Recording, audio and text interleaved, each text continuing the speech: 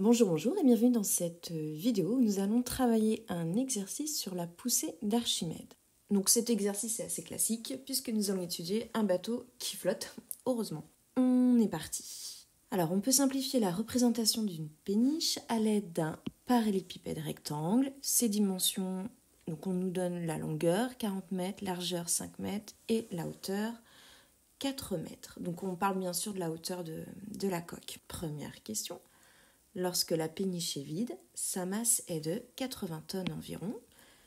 Calculez alors le tirant d'eau. Sachant que le tirant d'eau, on vous a mis le schéma et on vous explique que ça correspond à la hauteur de coque immergée. Vous voyez bien, c'est la partie qui va être immergée dans l'eau. Donc, le concept d'une péniche, bien évidemment, c'est d'être à l'équilibre. Je vous insère là la petite vidéo juste pour que vous visualisez bien les équilibres des forces et après on va travailler le bilan de nos forces. La poussée d'Archimède est la force qui s'applique sur tout corps plongé dans l'eau. C'est elle qui permet à certains objets de flotter sur l'eau ou dans l'air. Si l'on plonge dans l'eau un œuf en bois, il déplace un certain volume d'eau. Si l'on pèse ce volume, l'intensité du poids de l'eau correspond à l'intensité de la poussée d'Archimède. Cette poussée est plus forte que le poids de l'œuf en bois. Celui-ci remonte à la surface jusqu'à ce que les deux forces s'équilibrent. Il flotte. Si on place un œuf identique en métal, il déplace la même quantité d'eau que celui en bois, mais il est plus lourd. La poussée d'Archimède est moins forte que le poids de l'objet, celui-ci coule. Si l'on prend maintenant la même quantité de métal en forme de barque, l'objet déplace une plus grande quantité d'eau. La poussée d'Archimède engendrée est ainsi supérieure au poids du métal. L'objet monte jusqu'à l'équilibre des forces, puis flotte. Ok, donc maintenant vous avez compris, on a donc le poids de la péniche qui va être égal à la poussée d'Archimède qui est appliquée sur la péniche. Et bien je vais maintenant mettre les formules. Pour le poids, on va avoir donc la masse, donc je vais bien préciser que c'est la masse à vide ici de la péniche, fois l'intensité de pesanteur, qui est donc égale à la masse volumique du fluide. Donc ici, on est dans la situation d'une péniche, donc c'est de l'eau douce. Donc la masse volumique de l'eau douce, c'est 1000 kg par mètre cube, fois le volume, on va le travailler après, de la péniche. Quand vous travaillez sur ce chapitre, surtout pour chaque grandeur, mettez en indice à quoi ça correspond, puisque vous allez avoir beaucoup d'informations à traiter, de données, et si vous ne mettez pas vos indices, vous risquez de vous perdre et de ne pas sélectionner les bonnes valeurs. Première chose qu'on constate, on a de chaque côté l'intensité de pesanteur, donc on ne va pas s'embêter et on va simplifier pour pouvoir alléger notre équation. Nous avons donc maintenant la masse à vide de la péniche qui est égale à la masse volumique de l'eau fois le volume immergé bien évidemment de la péniche.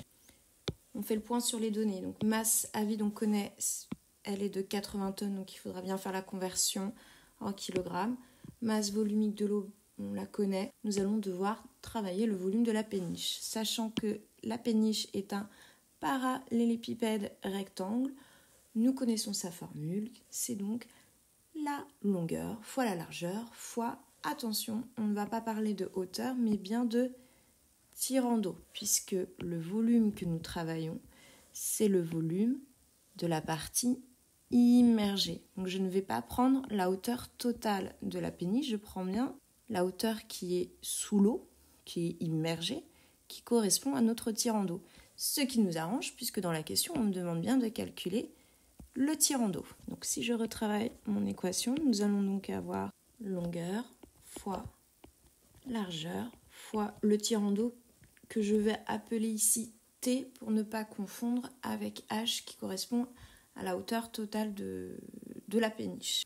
Je vais isoler le tirant d'eau. Donc ici on a juste des multiplications pour annuler des multiplications. Je vous rappelle, on travaille l'opération inverse, à savoir la division.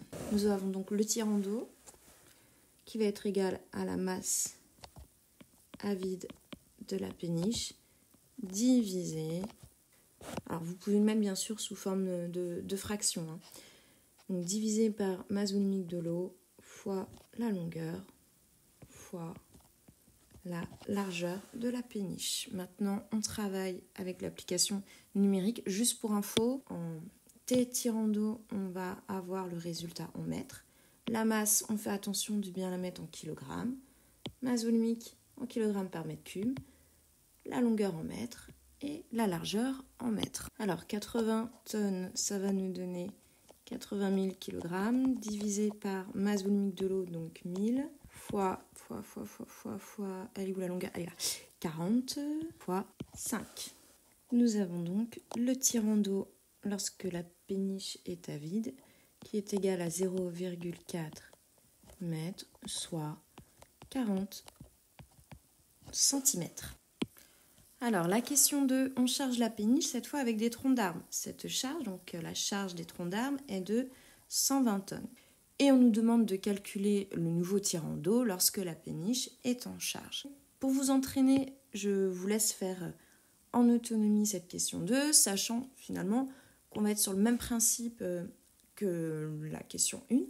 Attention, juste cette fois, il va falloir travailler la masse de la péniche avec sa masse à vide qui est de 80 tonnes et son chargement qui est de 120 tonnes.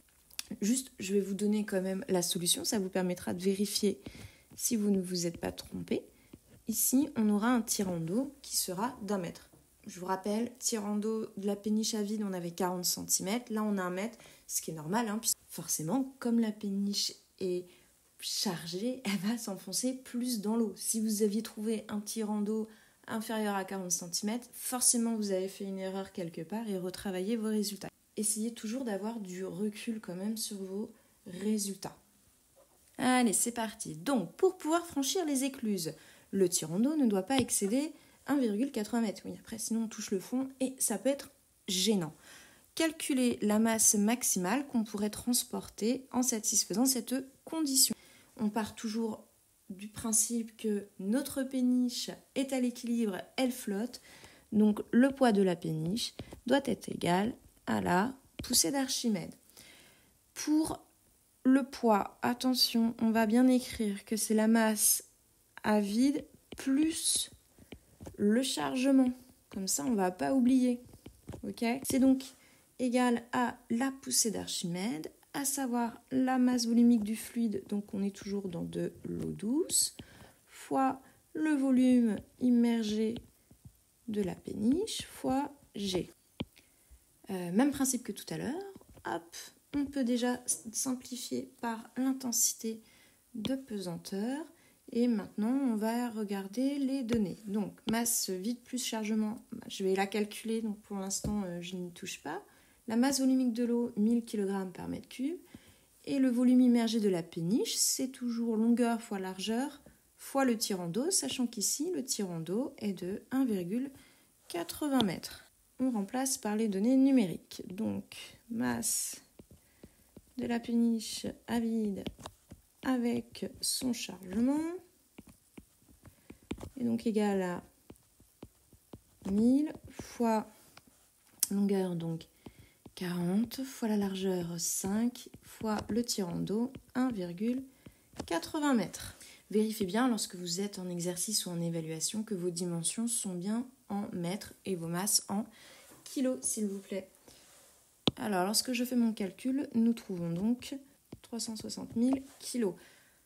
Attention, ici, nous avons calculé la masse vide de la péniche à vide plus le chargement. Dans ma question, on veut la masse maximale qu'on pourrait transporter. Donc, nous voulons que la masse maximale de chargement. Il va falloir retirer la masse à vide de la péniche, c'est-à-dire 80 tonnes. Donc, finalement, la masse de chargement maximale, ce que je vais faire ici, c'est que je vais mettre cette donnée en tonnes.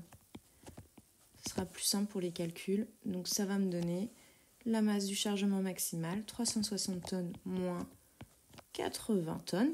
80 tonnes qui correspond à la masse à vide de la péniche. Ce qui nous donne, de tête, bien évidemment, sur ce genre de calcul, 280 tonnes. Ce qui est, ma foi, un bon chargement. Écoutez, je pense qu'on a fait le tour sur cet exercice. Donc, 2 points importants. voire même 3. Les formules, moi je vous conseille de les noter toujours sur une feuille de brouillon. Pensez toujours, mon objet flotte, donc j'ai mon équilibre entre mes deux forces. Et surtout, attention à vos unités. Et on est bon!